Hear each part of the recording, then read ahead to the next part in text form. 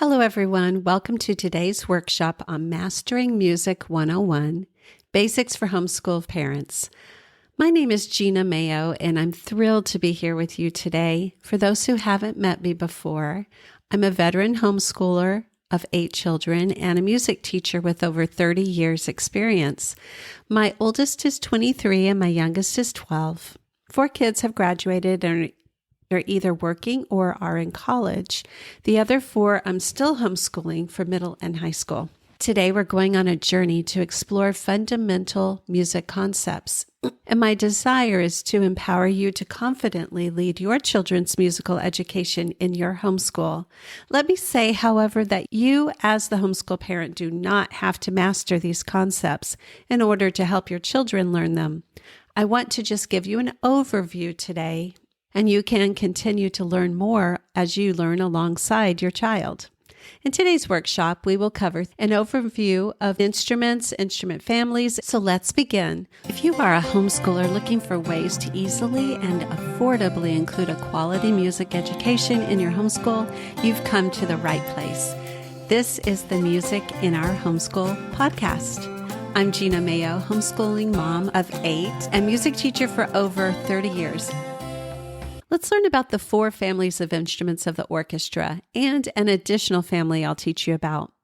If you were to attend a symphony orchestra concert, you would see that there are specific instruments in it. The string section is typically right in front of the conductor. Then you would see a woodwind section, and off to the back or side is the brass section. Usually the percussion section is at the very back. Let's talk about the percussion family first. The way I like to describe a percussion instrument is that it contains instruments you strike, rub, or shake. So picture a drum. You hit a drum either with your hands or with a drumstick. What about cymbals? You can hit them together or tap brushes or drumsticks on them.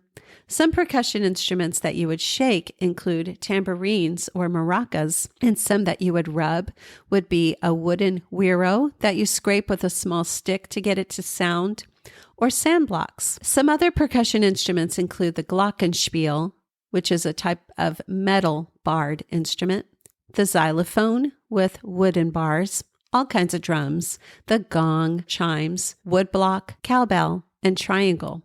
Sometimes the piano is included in the percussion family. It's also considered a keyboard instrument, which we'll talk about in a moment. But the reason it's considered a percussion instrument is because the sound is produced by a felt hammer hitting the string. Next, we have the string family, which includes violins, violas, cellos, and double basses, as well as the harp.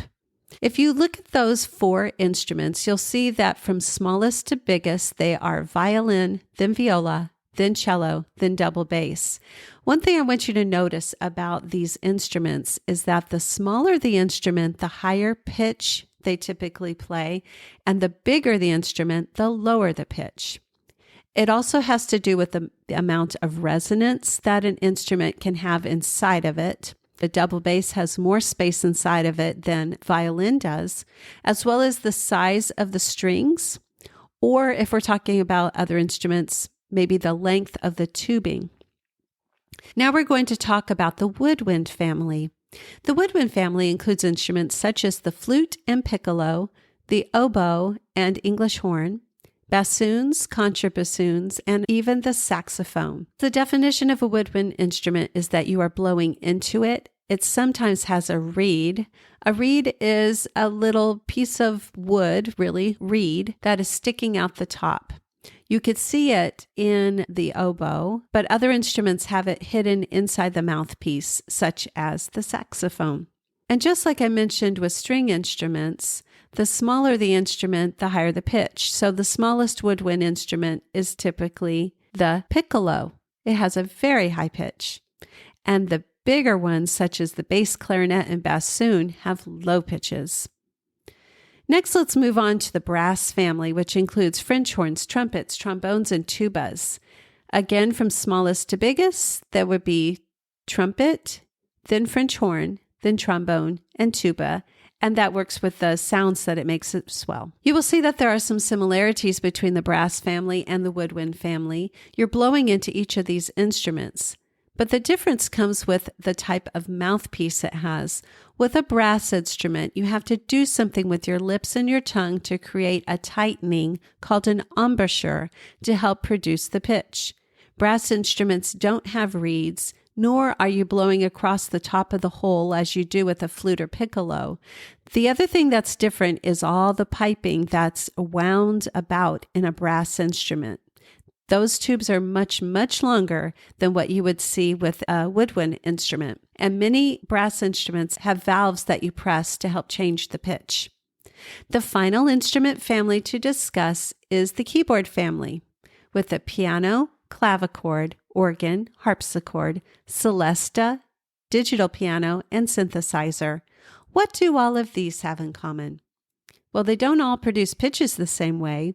As I mentioned earlier, the piano has a felt hammer that hits the string. The clavichord has something that plucks the string. The organ can have air blowing through it, or maybe you plug it in and it's an electric organ.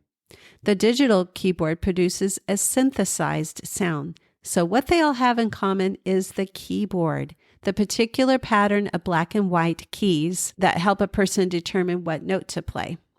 Hopefully, Mastering Music 101, Basics for Homeschool Parents has provided you with a comprehensive overview of fundamental music concepts that will empower you to confidently guide your children through their music education. Remember, though, you do not need to be an expert to teach these concepts effectively. By understanding the basics of music theory, appreciating the rich history of music, and familiarizing yourself with various instruments and genres, you'll create a well-rounded and engaging musical curriculum for your children. Continue to explore and learn alongside them, fostering a shared love for music and enriching your homeschool experience.